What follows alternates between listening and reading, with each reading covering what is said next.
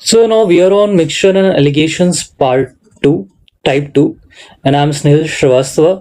आज मैं बताने जा रहा हूँ type 2. Type 1 we have already discussed. Simply मैं एक बार रिकॉल करना चाहूंगा कि mixture and alligations are the questions in which two quantities are given, quantity A and quantity B. कभी कभी तीन क्वांटिटीज भी होती हैं, वहां पे ट्रिक्स नहीं लगती हैं, तो वहां पे आप सिंपली नॉर्मल मेथड से कर लोगे. But when two quantities are given, वो रेयर ही होता है कि तीन क्वांटिटीज आपको दे. When two quantities are given and their mixture is also given, ठीक है, मतलब कि क्वांटिटी ए की प्राइस आपको दी है, क्वांटिटी बी की प्राइस दी है और मिक्सचर की प्राइस दी है. तो इसकी हेल्प से हम ये पता लगा लेते हैं कि इनका रेशियो क्या रहा होगा, मतलब कि ए किस रेशियो में था और बी किस रेशियो में एक दूसरे से मिला था. समझ गए ना? ओके, ये हमने कर लिया टाइप ए में. अगर आप टाइप 1 में अगर आपने नहीं देखा है तो आप चेक कर लेना एक बार. अब टाइप बी में क्या होने वाला है, देखो टाइप 2 में क्या होने वाला है. टाइप 2 इससे थोड़ा डिफरेंट होगा और थोड़ा हम कॉम्प्लिकेटेड भी कह सकते हैं, बट क्योंकि मैं समझा रहा हूं तो कुछ भी कॉम्प्लिकेटेड नहीं है, आप आराम से समझिए. अगेन हमारे पास दो क्वांटिटीज हैं, quantity A and quantity B. अब यहाँ पे क्वांटिटी ए की प्राइस नहीं दी है, ना क्वांटिटी बी की प्राइस दी है. अब बोल रहा है कि ए के अंदर डीजल और पेट्रोल का रेशियो दे रखा है और क्वांटिटी बी के अंदर भी, मतलब वेसल बी के अंदर डीजल और पेट्रोल का रेशियो दे रखा है. ठीक है, जैसे मान लो यहाँ पे 4:3 दे दिया, यहाँ पे 2:3 दे दिया, और दोनों के मिक्सचर, दोनों ए और बी को मिलाया गया कुछ रेशियो में, वो रेशियो में नहीं पता. ठीक है, ए और बी को मिलाया गया कुछ रेशियो में, तो जो मिक्सचर आ रहा है उसका भी बोला है कि उसमें भी डीजल और पेट्रोल का रेशियो दिया है, जो कि हमारा मान लेते हैं 5:7 है. हमें पता नहीं है, हो सकता है मैं एग्जांपल देके सॉल्व करूं तो हमारा अटपटा सा आंसर आए, मतलब प्रॉपर आंसर ना आए. ठीक है, ऐसा क्वेश्चन दिया रहेगा और अगेन हमको क्या करना होगा, रेशियो फाइंड करना होगा कि ए और बी किस रेशियो में मिक्स किए गए हैं. अब बात आती है कि सर यहाँ पे तो ए और बी पहले वाले में क्या था, ए और बी दिया था, तो वो हमारे लिए सॉल्व करना बहुत आसान था. लेकिन यहां पे हमारे पास ए और बी के अंदर भी और पार्टीशंस दे दिए गए हैं और अब ये हमारे लिए सॉल्व करना मुश्किल हो जाएगा. ठीक है, ओके. तो अब हम क्या करेंगे, तो इसके लिए हमने बताया था आपको कि जब भी आप ए लेते हैं, बी लेते हैं और मिक्सचर की बात करते हैं, है ना, तो टाइप 1 में भी मैंने बताया कि तीनों में जो भी आप ले रहे हो सेम चीजें होनी चाहिए. अगर आप यहां कॉस्ट प्राइस ले रहे हो तो यहां भी कॉस्ट प्राइस और यहां भी कॉस्ट प्राइस.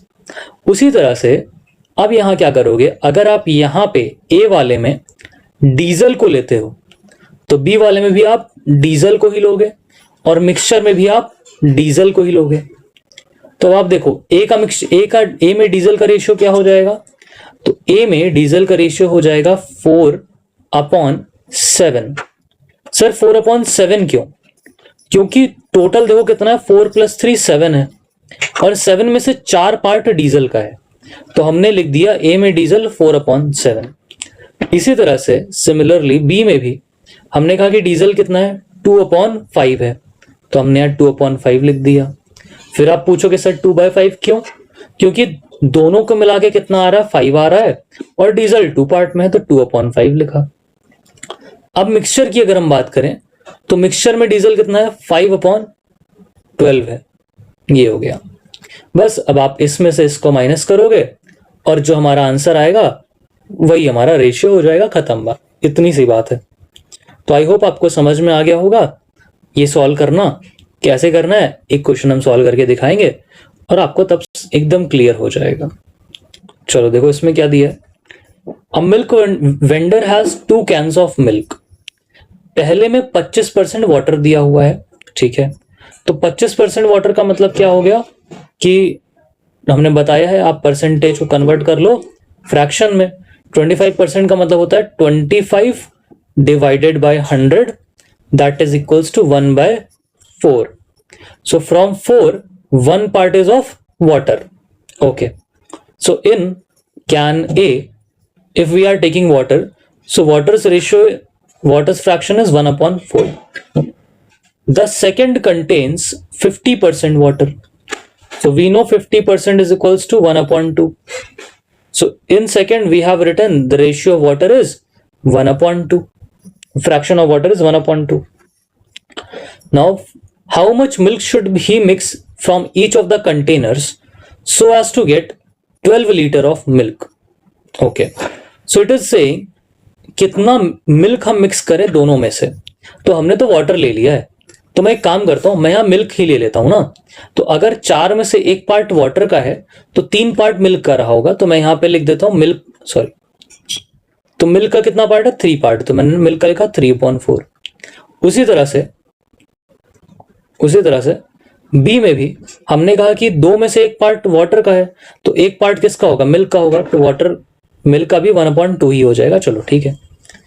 अब बोल रहा है वाटर टू मिल्क का रेशियो क्या होना चाहिए? 3:5 होना चाहिए मिक्सचर में. जब मिक्स किया हमने तो वाटर और मिल्क का रेशियो 3:5 होना चाहिए. मतलब कि वाटर 3 होना चाहिए, मिल्क 5 होना चाहिए.